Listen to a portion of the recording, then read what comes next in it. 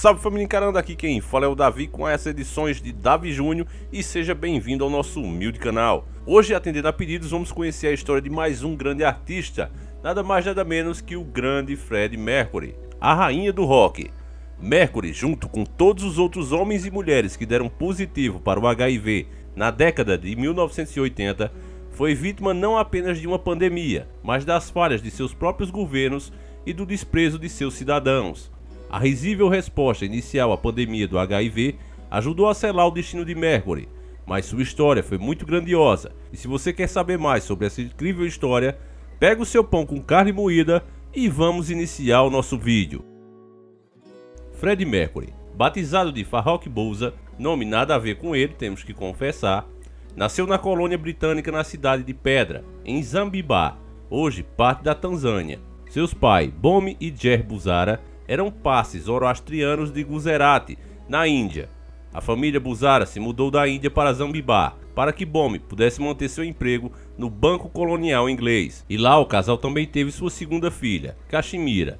Em 1954, aos 8 anos, o garoto foi enviado para estudar na Pitt Boarding School, uma escola para meninos na cidade indiana de Bombay, tendo feito todo o trajeto sozinho a bordo de um navio. Nessa época, já grande apreciador da música, ele começou a ter aulas de piano, muito influenciado pela cantora local Lata Mangeshkar. Aos 12 anos, montou uma banda chamada The Hectors, com que ele se apresentava em eventos escolares, cantando os sucessos de artistas como Clifford Richard e Little Richard. E foi nessa época que ele passou a ser chamado de Fred pelos amigos. Apesar de ser apreciado pelos mais velhos devido ao seu carisma e talento musical, o garoto sofria muito bullying por parte das outras crianças de sua idade, devido à sua personalidade, que vocês devem imaginar, um tanto afeminada, o que levou ele a se tornar uma pessoa introspectiva e muito tímida, principalmente perto de estranhos. Quando mais velho, Fred passou a morar na casa de sua avó, mas continuou frequentando o mesmo colégio até o fim do curso, voltando para a casa de seus pais em seguida. Quando Fred tinha 17 anos, a família Bulsara, assustada com a Revolução Civil de Zanzibar de 1964, mudou-se para a capital inglesa, em Londres, onde ele passou a estudar arte na escola politécnica após sua graduação. Fred foi trabalhar no famoso mercado Kensington, ao lado de sua então namorada Mary Austin, e também foi atendente no aeroporto Heathrow por um breve tempo. Em 1969, Fred iniciou a banda Ibex, depois nomeada Wreckage, mas não durou muito tempo. Depois integrada ao grupo Soul Milk Sea, que significaria no nosso idioma algo como leite azedo. Em abril de 1970, Fred se juntou ao guitarrista Brian May e ao baterista Roger Taylor no trio Smiller, cujo nome foi alterado para Queen. E nessa época, Fred adotou a alcunha Mercury como sobrenome artístico, baseado na letra de uma de suas primeiras canções. Mercury era bissexual não assumido, embora seja costumeiramente descrito como totalmente gay. Em dezembro de 1974, quando perguntado diretamente sobre sua sexualidade por um repórter do jornal NME, Mercury respondeu que houve uma época em que ele era jovem e desprotegido e que teve sua cota de humilhações escolares, deixando explícito que ser gay o levou a ser discriminado por seus colegas de escola. Raramente, Fred falava sobre sua vida particular para a imprensa, e sua família e amigos seguiam a mesma linha, mas sua irmã, Kashmira, quebrou esse tabu e disse a uma rede de televisão britânica que o cantor jamais falou sobre sua homossexualidade diante da família, mas que todos sabiam, e isso nunca os havia incomodado. No início dos anos 70, Fred iniciou um relacionamento com a vendedora de roupas, Mary Austin, que ele havia conhecido através de Brian May. O relacionamento se estendeu durante anos. O envolvimento amoroso deles acabou quando Fred confessou sua natureza homossexual para ela, mas os dois mantiveram uma grande amizade por toda a vida, com Fred dedicando a famosa canção Love of My Life em sua homenagem e também sendo padrinho do seu primeiro filho. Love of my life, you've hurt me, you've broken my heart, and now you leave me. Love of my life, can't you see? Bring it back,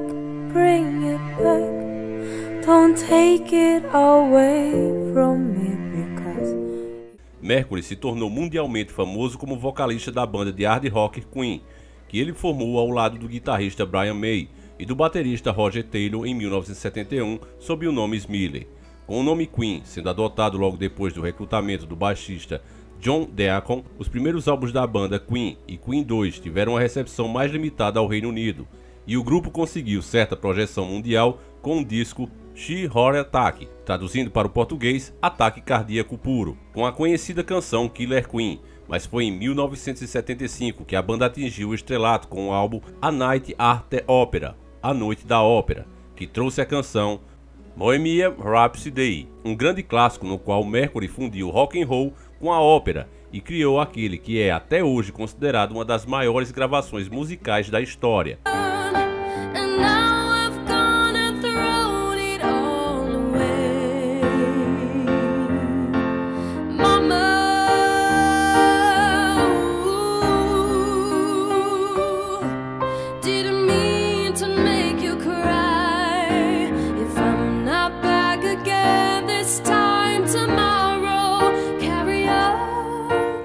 Queen seguiu lançando discos muito bem vendidos e realizando grandes turnês mundiais. Em 1976 foi lançado A Day at the Races, traduzindo para o português Um Dia nas Corridas, com a canção Somebody to Love, do nosso idioma Alguém para Amar.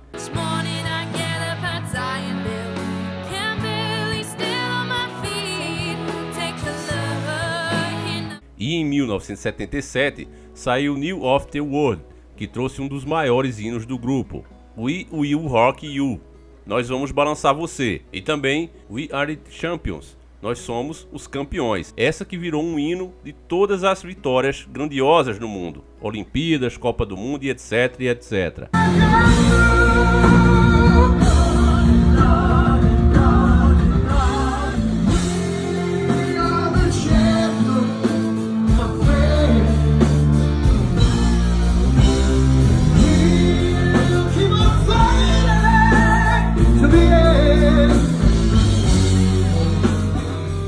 O álbum seguinte, em Jazz, não foi um fracasso, mas falhou em conseguir a mesma aceitação de seus antecessores, apesar de que com The Game o Queen voltou a ser elogiado, trazendo canções como Pequena Coisa Louca Chamada Amor e O Outro Morde a Poeira, uma canção ao estilo de funk rock que foi um grande sucesso e esteve no topo da Billboard Hot 100 por várias semanas. Na turnê de The Game, o Queen se tornou-se a primeira grande banda europeia a se apresentar na América do Sul, com 5 datas na Argentina e 2 no estádio do Morumbi, na cidade brasileira de São Paulo, atraindo uma audiência combinada de quase 300 mil pessoas. Em 1986, com sua popularidade altamente renovada, o Queen lançou o disco A Kind of Magic, que foi um grande sucesso e realizou uma turnê de estádio pela Europa, com uma produção e recepção nunca vista antes, com 2 concertos no estádio de Wembley que foram gravados e lançados em vários formatos posteriormente. Em 1987, Freddie descobriu ser portador do vírus da AIDS e sua saúde física se deteriorou rapidamente. Por isso, o Queen se aposentou dos palcos, sendo que o concerto final de The Magic Tour em Londres, no dia 8 de agosto de 1986, foi o último momento de Freddie no palco.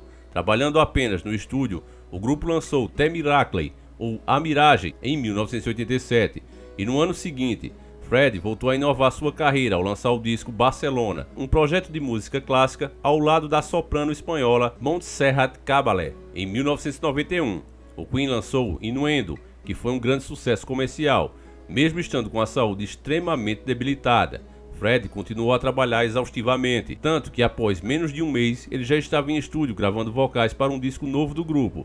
O cantor, que morreu nesse mesmo ano, já sabia que não sobreviveria por muito tempo, por isso gravou todos os vocais antecipadamente para que a banda concluísse o trabalho mais tarde. Apesar de que no dia a dia a voz de Mercury soava em um tom baritono, quando estava cantando seus vocais atingiam uma escala de tenor, normalmente variando de baixo F/F2 para alto F/F6, quase atingindo a escala soprano, que é feminina.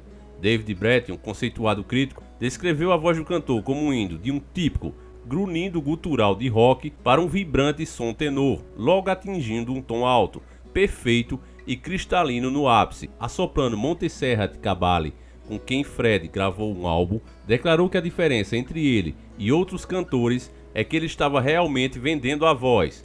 A soprano completou dizendo que sua técnica era impressionante. Sem problemas de sincronia, ele cantava com um grande senso de ritmo, capaz de mudar facilmente de uma escala para outra. Sua pronúncia era sutil, doce e também poderosa.